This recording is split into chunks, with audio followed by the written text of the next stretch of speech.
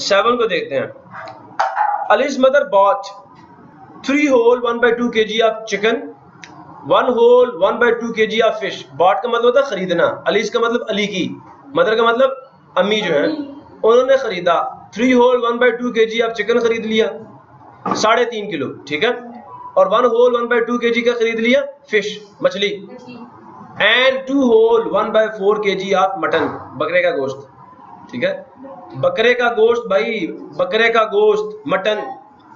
Calculate how many kilograms of meat she bought, total कितना पाएंगे, all together का मतलब होता है टोटल।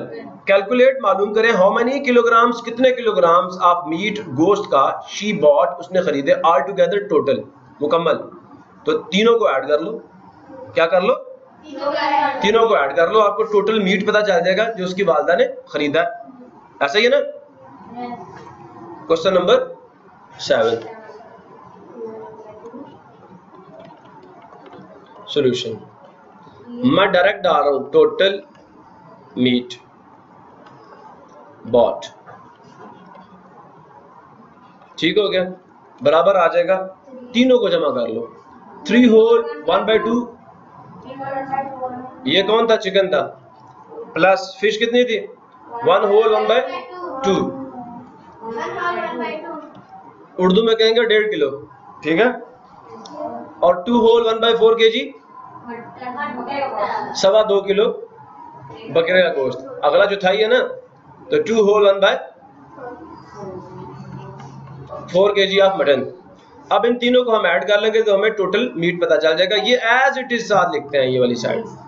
मिक्स्ड फ्रैक्शन है, सबसे पहले इनको इम्प्रॉपर फॉर्म में चेंज करेंगे। 2 3 द 6 + 1 कितना हुआ, 7/2, 2 1 द 2 + 1 3/2, 4 2 द 8 + 1 9/4।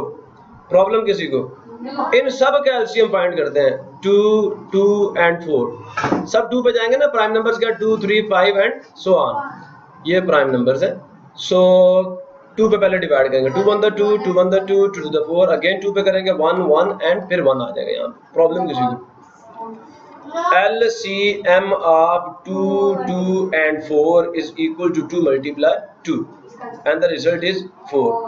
बड़ी सी बार डालेंगे, ठीक है, 4 लिखेंगे और 4 के साथ मल्टीप्लाई करना शुरू कर देंगे, किसको, इसको, ऊपर वाला नहीं, ये वाला, 7/2, 4 × 3/2, 4 × 9/4, 4 1 the 4, 4 1 the 4, 2 1 the 2, 2 2 the 4, 2 1 the 2, 2 2 the 4, 7 2 the 14, 3 2 the 6 and 9 1 the 9। बात समझ आ गई है। पहले की जगह पे क्या आ जाएगा, 14, दूसरे की जगह पे क्या आ जाएगा 6, और तीसरे की जगह पे 9। इन तीनों को हम ऐड कर लेंगे। अब इन तीनों को हम लोग ऐड कर लेंगे, 14 6 एंड 9 ऐड करेंगे, 4 + 6 10 हुआ, 10 + 9 19, 1 ऊपर गया तो 29। अब न्यूमरेटर में हमारे पास क्या आ गया, 29 आ गया, डिनोमिनेटर में 4 आ गया, कुछ भी कॉमन नहीं है, लोएस्ट फॉर्म है, 29 एक प्राइम नंबर है, ठीक है।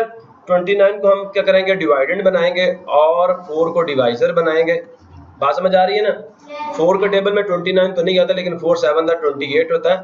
9 में से 8 गया, आंसर कितना आ जाएगा 1, रिमाइंडर क्या आ गया 1 आ गया, क्वोशंट क्या आ गया 7 आ गया, और ये हमारा डिनोमिनेटर है। रिजल्ट हमारे पास जो टोटल मीट है बॉट, वो बराबर आ जाएगा जी, क्वोशंट क्या है 7, 7 whole 1/4। आंसर के साथ केजी लाजमी डालिएगा। Question number 8, Umar exercises for 2 whole 1/5 hours daily, 2 whole 1/5 hours daily, इतनी एक्सरसाइज करता है, इतने घंटे डेली, हर रोज। हाउ मेनी आवर्स, कितने घंटे, will he exercise for 30 days, 30 को इससे मल्टीप्लाई कर लो, टोटल टाइम पता चल जाएगा, ठीक है। Question number 8 solution, 1 day exercise time कितना दी, जल्दी से लिखवा दे मुझे। 2 whole 1/5 आवर्स में, ठीक है, H मीन्स आवर्स। अब हमने करना क्या है, 30 डे एक्सरसाइज टाइम, ये ऐसे ही आएगा, 30 मल्टीप्लाई 2 होल 1/5। मिक्स्ड फ्रैक्शन है। फर्स्ट ऑफ ऑल हम क्या करेंगे, इसको कन्वर्ट करेंगे किसके अंदर, इम्प्रॉपर फॉर्म में। 30 मल्टीप्लाई 2 5 द 10 प्लस 1 11/5 आ गया। 5 1 द 5 5 6 द 30 6 मल्टीप्लाई 11 66 होता है आवर्स।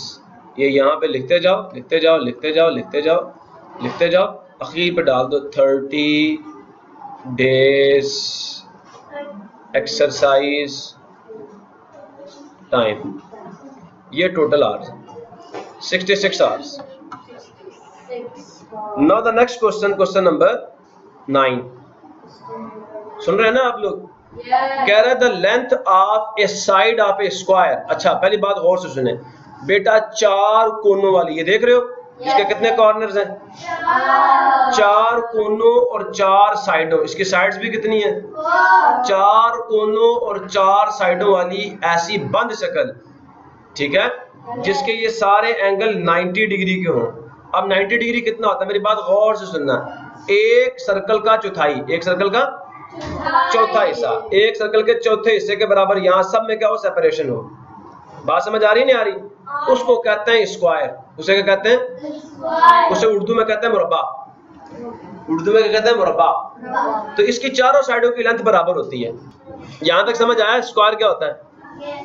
एक स्क्वायर जो है वो एक 4 कोनों वाली ऐसी बंद शक्ल है जिसकी चारों साइडों की लंबाई क्या होगी, बराबर होगी। और जो 4 कोने हैं ना, वहां पे जो साइड्स के दरमियान में सेपरेशन अलहदगी है वो एक सर्कल के चौथे हिस्से के बराबर होगी, मतलब 1/4 ऑफ सर्कल के बराबर होगी, इतने के बराबर होगी। मेरी बात समझ आ रही है नहीं आ रही? इसे कहते हैं 90 डिग्रीज। ठीक है, इतनी बात समझ आ गई है ना? अच्छा अब मेरी बात गौर से सुने, कहते हैं the length of a side of a square. गौर से सुने, ये जो एक साइड है, ये जो एक साइड है, ये इसकी लंबाई कितनी है, 1 होल 7/8 मीटर्स। एक साइड की लंबाई कितनी है, 1 होल 7/8 मीटर। बताओ दूसरे की कितनी होगी, उसकी भी इतनी ही होगी। तीसरे की कितनी होगी, उसकी भी इतनी ही होगी। चौथी की कितनी होगी, उसकी भी इतनी ही होगी। स्क्वायर कहते ही ऐसी 4 कोनों वाली बंद शक्ल को है जिसकी चारों साइडों की लंबाई क्या हो, बराबर हो। अगर एक की पता चल जाए तो बाकियों की भी वही है, बाकियों की भी बात समझ आ गई है सबको, ये नहीं आई? अच्छा अगर ये बात आप सबको क्लियर हो गई है, अगली बात क्या है, पेरीमीटर क्या होता है? क्या इस सवाल में पेरीमीटर भी आ रहा है, तो मैं पहले ही आपको पेरीमीटर बता देता हूं, फिर हम पढ़ते हैं इस सवाल को। देखें आपके पास ये एक शक्ल जो मैंने बनाई है ना, इसे कहते हैं ट्रायंगल। ठीक है, इसकी एक साइड की लंबाई ए है, दूसरे की बी है, तीसरे की सी है। अगर कोई मतलब इसका पेरीमीटर बताओ, तो बेटा इन तीनों साइडों की लंबाई को जमा कर लो, ये इसका पेरीमीटर होगा। पेरीमीटर क्या होता है, किसी भी फिगर के जो किनारे की लंबाई होती है, ये किनारे की लंबाई, एज की टोटल लंबाई। ठीक है, जैसे घर की 4 दीवारी की लंबाई होती है ना, 3 दीवारी, या किसी का घर ऐसा भी तो हो सकता है ना भाई, ऐसा भी ट्रायंगुलर घर भी तो हो सकता है या नहीं हो सकता? हो सकता है, पॉसिबिलिटी है। इसी तरह आपके पास अगर इस तरह की कोई फिगर आ जाए, इस तरह की जिसे हम पैरेललोग्राम कहते हैं, तो इसकी कितनी साइडें हैं, 4 साइडें हैं। अगर इसकी लेंथ l है तो इसके सामने वाली जो साइड है उसकी लेंथ भी l होगी, इसकी w है तो इसकी भी क्या होगी, w। अब इन चारों साइडों को l plus w plus l plus w, ये क्या होगा, ये इसका पेरीमीटर होगा। अब बात करते हैं स्क्वायर की। अगर बात सुन रहे मेरी, इस साइड की लेंथ क्या x, तो इसकी भी क्या होगी x, इसकी भी क्या होगी x, तभी स्क्वायर है ना, वरना तो ये स्क्वायर होता ही ना। अब अगर मैं स्क्वायर का पेरीमीटर निकालूं, मेरी बात गौर से सुने, स्क्वायर का पेरीमीटर निकालूं तो कैसे आएगा, x plus x plus x plus x। Answer क्या आ जाएगा, x कितनी दफा ऐड हो रहा है, 4 दफा, 4x आ जाएगा। और 2 मल्टीप्लाई 3 का क्या मतलब है, अब x को ऐड करो तो 4 मल्टीप्लाई x आ जाएगा। ठीक हो गया, बात समझ आई है नहीं आई? तो ये स्क्वायर का पेरीमीटर होगा, मतलब इसके किनारे की लंबाई आ जाएगी, चारों साइडों की लंबाई को जमा कर लो, स्क्वायर की का पेरीमीटर आ जाएगा। अब जरा पढ़े, ये समझ आ गया, the length of a side of square is this means चारों साइडों की लंबाई यही है अगर स्क्वायर है तो। इस बात को समझ जाओ, if the perimeter of square is 4 multiply length of a side. ये बात समझ आ गई है? ये बेटा फार्मूला किसका, पेरीमीटर का, किसका, पेरीमीटर का। ठीक है, ये इसका मतलब इक्वल होता है। तो पेरीमीटर ऑफ स्क्वायर इक्वल होता है 4 multiply length of one side, और लेंथ ऑफ वन साइड ये आपको दी है, यहाँ पे वैल्यू पुट करके 4 से मल्टीप्लाई करना, आपको पेरीमीटर मिल जाएगा। कहता है कैलकुलेट द पेरीमीटर, फार्मूला देकर पेरीमीटर पूछ रहा है, सारा कुछ तो सवाल में बताया वो, ठीक है भाई। आल्सो वेरीफाई, कहता है इसको वेरीफाई भी करना है, इसकी तस्दीक भी करनी है। योर आंसर, अपने जवाब की तस्दीक भी करें by adding the length of 4 sides.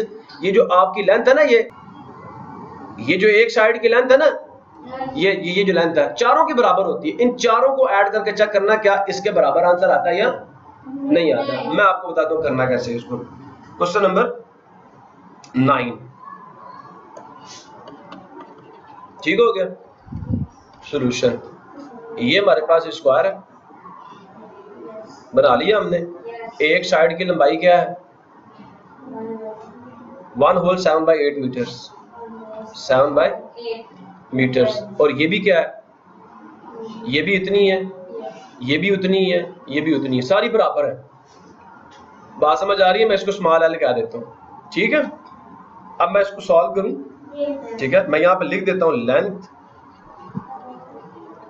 Of one side, ये एक साइड की है, सारों की यही है, कितनी है 1 होल 7/8 मीटर्स।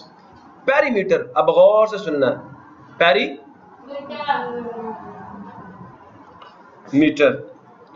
पेरीमीटर जो है वो बराबर होता है किसके, ऑफ स्क्वायर, बराबर होता है 4 मल्टीप्लाई लेंथ, आपकी बुक पे लिखा हुआ है, ये इधर से ही देखना है, 4 multiply length of a side लिखा हुआ है ना। तो इस का मतलब क्या था, इक्वल था। पेरीमीटर ऑफ स्क्वायर, इस की जगह मैंने इक्वल डाल दिया जो यहाँ पे लिखा हुआ है, और 4 multiply length of a side, 4 multiply of a side, 4 multiply length of a side कितनी है, ये यहाँ पे डाल दो, इसकी जगह पे इसकी वैल्यू डाल दो, क्या आ जाएगा 1 होल 7/8। अब ये कौन सी फ्रैक्शन है, मिक्स्ड फ्रैक्शन है, इम्प्रॉपर फॉर्म में चेंज करेंगे, 4 एज इट इज आ जाएगा, मल्टीप्लाई एज इट इज आ जाएगा, 8 1 द 8 प्लस 7 कितना हुआ 15, 15/8, 4 1 द 4, 4 2 द 8, आंसर क्या आएगा 15/2। ये 7 पेरीमीटर साथ लाजमी लिखते आइएगा, ये चीज साथ लिखते आइएगा। मेरी बात समझ आ रही है नहीं आ रही? हमारे पास आंसर आ गया 15/2। हम 15 को क्या रखेंगे डिवाइडेड, और 2 को डिवाइजर बनाएंगे, 7 2 द 14, हम माइनस करेंगे 5 में से 4 के आंसर आ गया 1, this is the remainder, this is the quotient and this is the divisor. Perimeter क्या आ गया, पेरीमीटर ऑफ स्क्वायर, आंसर आ गया 7 होल 1 डिवाइडेड बाय 2, ये रिमाइंडर है, ये क्वोशंट है, और डिनोमिनेटर वैसे का वैसे ही रहेगा। ये बच्चे मीटर में आ गया, ये तो हमने पेरीमीटर फार्मूले से निकाला। अब कहते हैं इसको वेरीफाई करो, इसको वेरीफाई करो कि वाकई चारों साइडों को ऐड करने से ये आंसर आएगा, चारों साइडों को ऐड करने से आंसर आएगा। अच्छा मेरी बात अब गौर से सुने, तो वेरिफिकेशन देंगे यहाँ पे, भाई बात समझ आ रही है ना। पेरीमीटर किसके बराबर होता है, मैंने ये भी लिखा था कि perimeter of square, S dot Q डाल रहा हूं स्क्वायर, ठीक है, बराबर होता है length of first side, length of second side, length of third side, length of fourth side. अब मुझे ये बताओ फर्स्ट साइड की लेंथ कितनी थी, 1 होल 7/8, सारों की सेम है ना, इधर आ जाएगा 1 होल 7/8, इधर भी आ जाएगा 1 होल 7/8, और इधर भी आ जाएगा 1 होल 7/8, और इधर भी आ जाएगा 1 होल 7/8। अच्छा बेटा बताओ ये कितनी दफा ऐड हो रहा है, तो मैंने आपको बताया था कि हम यहाँ पे 4 लिखेंगे, मल्टीप्लाई लिखेंगे, 1 होल 7/8 लिखेंगे, याद आया? करना सिखाया था ना मैंने आप सबको, तो भाई ये तो हम पीछे कर चुके हैं, यही तो किया अभी इधर, 4 टाइम्स ही किया ना इसको, 4 से मल्टीप्लाई किया ना, तो हमने 4 टाइम्स ऐड किया तो 4 से मल्टीप्लाई कर लो, आप सब जानते हैं ना मल्टीपल का मतलब। तो इसका आंसर आखिर पे वही आएगा 7 होल 1/2 मीटर्स। वेरीफाई भी हो गया, इतना आसान काम है। देखें मेरी बात सुने, आप मुझे ये कह रहे हैं 1 होल 7/8 का आंसर क्या आता है, इसको करो इम्प्रॉपर फॉर्म में चेंज, 8 1 8 प्लस 7 15/8 आ जाएगा, पहली भी 15/8, दूसरी भी 15/8, तीसरी भी 15/8, 15/8। इनका एलसीएम बेटा 8 ही आना था, निकालते रहिएगा आप। 8 से मल्टीप्लाई, ये भी 15, ये भी 15, ये भी 15, ये भी 15। प्रॉब्लम किसी को? 15 को 4 दफा ऐड करोगे आंसर पता कितना आ जाएगा? 60 डिवाइडेड बाय 8। बात समझ आ रही है नहीं आ रही? अब 60 के फैक्टर्स लिखो और इसके फैक्टर्स लिखो। 60 के फैक्टर्स क्या आते हैं पता आप सबको? 2 मल्टीप्लाई 2 मल्टीप्लाई 3 मल्टीप्लाई 5 और 8 के फैक्टर्स होते हैं ये, एक 2 से एक 2, दूसरे 2 से दूसरा 2, ये हो गया 15 डिवाइडेड बाय 2।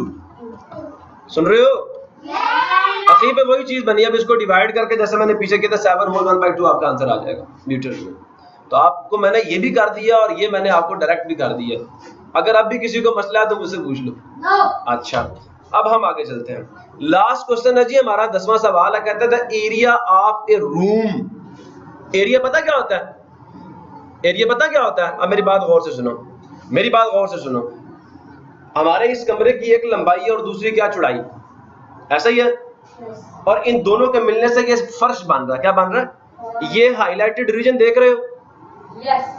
ये सिर्फ जो किनारा था ना, बाहर का किनारा, ये वाला किनारा, ये किनारा, ये जो बार बार किनारा यहाँ पे ये किनारा था, इस किनारे की लंबाई जो थी वो पेरीमीटर था। लेकिन ये जो अंदर जगह, ये वाली जगह जो इसने घेरी हुई है अंदर 2 रुखों में, कितने रुखों में? देखो ऊपर से नीचे भी घेरी हुई है और दाएं से बाएं भी घेरी हुई है। ये जो 2 रुखों में स्पेस यहाँ पे इसने ऑक्युपाई की हुई है, इस स्पेस को बेटा हम कहते हैं एरिया। क्या कहते हैं? एरिया क्या होता है? ये 2 रुखी जगह होती है। कोई भी बॉडी, जैसे मैंने ये आपके सामने रेक्टेंगल बनाई है ना, ये जो जगह इसने 2 रुखों में, ऊपर से नीचे और दाएं से बाएं जो इसने जगह घेरी हुई है 2 रुखों में, इसको बेटा हम क्या कहते हैं? एरिया। एरिया क्या होता है? The space occupied by an object in 2 dimensions is called its area. ठीक है। अब अगर ये इसकी लेंथ है और ये क्या इसकी विड्थ, तो एरिया किसके बराबर आ जाएगा? जल्दी से बताओ मुझे। Length multiply width. लेंथ, ये किसका फार्मूला है? एरिया का फार्मूला। किसका फार्मूला? अब आओ क्वेश्चन नंबर 10 की तरफ। आसान हो गया ना, फार्मूला पता चल गया कि लेंथ को विड्थ से मल्टीप्लाई करो एरिया आ जाता है। ठीक है, समझ आया? कहता था area of A room is this. ये एरिया की वैल्यू आपको दे दी है। किसकी वैल्यू दे दी है आपको? आपको इसकी वैल्यू दे दी है। किसकी? इसकी वैल्यू आपको दे दी है। ये जो अंदर वाली जगह, इस जगह की वैल्यू आपको दे दी है। ठीक है, समझ आ गया ना? अच्छा, if the length of the room, ये लेंथ दे रहे हैं आपको, लेंथ, ये लेंथ भी दे रहे हैं। अब फाइंड क्या करवाएंगे? विड्थ करवाएंगे आपसे फाइंड। देख लेना, आप room is this, find the width of the room. Room की विड्थ फाइंड करनी है, रूम की। अब मेरी बात गौर से सुनना। देखो फार्मूला ये था ना हमारे पास, मैं एरिया को ए कह रहा हूं, लेंथ को एल और विड्थ को डब्ल्यू कह रहा हूं। मेरी बात गौर से सुनना। मैंने निकालनी है विड्थ, तो लेंथ को यहां से खत्म करना होगा ना। आप इधर से भी लेंथ को डिवाइड कर दो और इधर से भी लेंथ को डिवाइड कर दो। लेंथ से लेंथ कट गई, तो विड्थ किसके बराबर आ गई है? एरिया को लेंथ से डिवाइड कर लो, आपको विड्थ मिल जाएगी। अब बात समझ आई है मेरी या नहीं आई? लो जी, हम अपना काम शुरू करते हैं जी। जल्दी जल्दी से सॉल्यूशन डालते हैं यहाँ पे। भाई साहब एरिया कितना है जी? एरिया सुन रहे हो? कितना दे दिया एरिया आपको जी? 209 होल 1/18। 209 1/18 metre square. मीटर ये एरिया रेक्टेंगल का या रूम का। And the length of the room, मैं ये कह रहा हूं आपको, ये हमारा रूम है, ये जो जगह थी, and this is the length, this is area, और इसकी वैल्यू हमें कितनी दे दी गई है? 209 whole 1/18 metre square. And the length of the room is 17 whole 2/3 metres. 17 whole. अब हम लिखते हैं लेंथ बराबर किसके आ जाएगी? 17 होल 2/3 मीटर्स। हमें विड्थ फाइंड करनी है, ये वाली साइड की लंबाई हमने फाइंड करनी है, विड्थ। अब बात समझ आई है? तो मैंने आपको बताया एरिया को जब लेंथ से डिवाइड करते हैं तो विड्थ मिल जाती है। नहीं समझ आया? इन दोनों को मल्टीप्लाई करोगे तो एरिया मिलेगा, और अगर एरिया को लेंथ से डिवाइड करोगे विड्थ मिलेगी, एरिया को विड्थ से डिवाइड करोगे लेंथ मिलेगी। नहीं बात समझ आई? मैं ये कह रहा हूँ एरिया को लेंथ से डिवाइड करो विड्थ मिलती है, एरिया को विड्थ से डिवाइड करो लेंथ मिलती है, और जब लेंथ और विड्थ को मल्टीप्लाई करो एरिया मिलता है। बात समझो नहीं समझे? लो सारा कुछ मैंने लिख दिया आपको बोर्ड पे। ठीक हो गया? हमने विड्थ फाइंड करनी है, तो आप सबको मैंने लिख के दिया ना विड्थ की कहां से आएगी, ये। तो अब हम लिखेंगे क्या, विड्थ बराबर है एरिया डिवाइडेड बाय लेंथ, ठीक है। ये बेटा आपकी बुक पे आपको उन्होंने हिंट भी दिया हुआ है, the area of the room is calculated by multiplying length and width. जो ये कह रहे हैं length multiply width is equal to area, तो हमने लेंथ को उधर लेके जाना ना। अच्छा एक और बात बता दो, ये जो इक्वल है ना, अगर इसके इस तरफ एक चीज मल्टीप्लाई हो रही है, दूसरी साइड जाकर डिवाइड करेगी, मल्टीप्लिकेशन का उल्टा होता है डिवीजन, ठीक हो गया। इस तरह भी आप इसको याद रख सकते हो। अब हम करेंगे क्या, एरिया को डिवाइड करेंगे किससे, लेंथ से। क्या मैं इसको ऐसे लिख सकता हूं, एरिया डिवाइडेड बाय लेंथ, लिख सकता हूं ना। अब एरिया की वैल्यू सब्स्टिट्यूट करो, तो विड्थ बराबर आ जाएगी, एरिया की क्या वैल्यू आई है, 209 whole 1 by 18, 209 whole 1 by 18 divided by 17 whole 2 by 3, ठीक हो गया। अब ये मिक्स्ड फ्रैक्शंस हैं, इन्हें कन्वर्ट करेंगे इम्प्रॉपर फॉर्म में, ठीक हो गया। 209 multiplied with 18, 9 8 the 72, 8 0 the 0 plus 7 7 आ जाएगा, 8 2 द 16 होता है, 9 आएगा, 0 आएगा, 2 आएगा, 2 16, 6 प्लस 1 7, ये आ गया आंसर इसका। इसके अंदर हम किसको ऐड करेंगे जी, जल्दी से बताएं, 1 को, ठीक है। तो क्या आंसर आ जाएगा, 3763, 3763 डिवाइडेड बाय 17 को 3 से मल्टीप्लाई कर लो, क्या आंसर आ जाएगा, 51। 51 के अंदर कितना ऐड कर लेंगे, 2, 51 प्लस 2 53 हो गया। अब 53 डिवाइडेड बाय 3, इन दोनों को मल्टीप्लाई किया, 51 आया, 2 ऐड किया, 53 आ गया, डिनोमिनेटर 3 रहेगा। अब हम क्या करेंगे, 3763 डिवाइडेड बाय 18, डिवीजन को मल्टीप्लिकेशन में चेंज करेंगे, 3 ऊपर चला जाएगा, 53 नीचे आ जाएगा। प्रॉब्लम है किसी बच्चे को या नहीं, पक्का ना, सबको क्लियर है ना, क्लियर चल रहा है ना सारा कुछ, पक्का। तो बेटा ये विड्थ साथ साथ लिखते आइएगा, ठीक है। अब आपने क्या करना है, 3763 के फैक्टर्स फाइंड करने, 3 के फैक्टर्स कोई नहीं फाइंड करने, 18 के फैक्टर्स फाइंड करने, 53 के फैक्टर्स आपको पता है, 53 के फैक्टर्स कोई नहीं फाइंड करने आपने, 53 बताते खुद एक प्राइम नंबर है।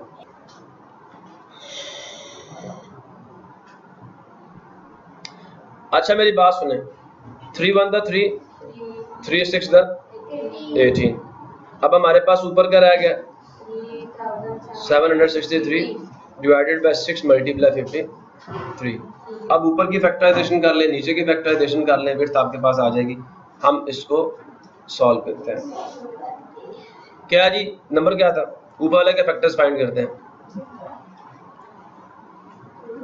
3763, अब हम 3763 को के फैक्टर्स करेंगे। सबसे पहले हम इसे 53 पे डिवाइड करते हैं, 3763 53 से इसको डिवाइड करेंगे, चेक करें 53 के टेबल में 371 किस पे आ रहा है, 7 पे।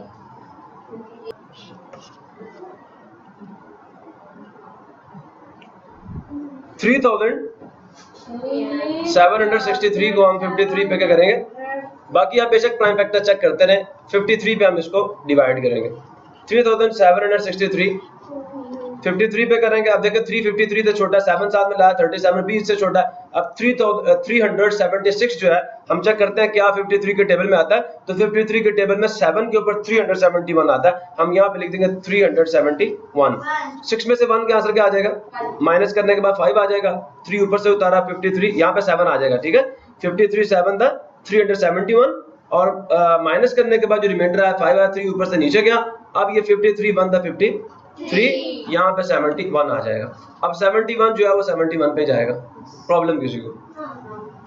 तो हमारे पास जो नंबर पीछे लिखा हुआ है 3763 जो है उसकी जगह पे क्या आ जाएगा, 53 मल्टीप्लाई 71 डिवाइडेड बाय 6 के क्या फैक्टर होते हैं, 2 मल्टीप्लाई 3, 2 मल्टीप्लाई 3 मल्टीप्लाई 53। अब 53 से 53 कट गया, ऊपर आ गया 71, नीचे आ गया 6। 71 को अंदर लिखेंगे, 6 पे डिवाइड करेंगे और से सुनते जाएं। अब देखें 6 के टेबल में 7 नहीं आता, लेकिन 6 बनता 6 करेंगे, रिमाइंडर 1 आ जाएगा, 1 ऊपर से नीचे आएगा। फिर क्या करेंगे, 6 बनता 6 ही करेंगे, 6 टू द 12 होता है। तो अब माइनस जब करेंगे 11 में से 6 का आंसर क्या आएगा 5। This is the remainder, this is the quotient, this is the denominator and the answer is 11 whole 5/6 metres. ये विड्थ आ गई है।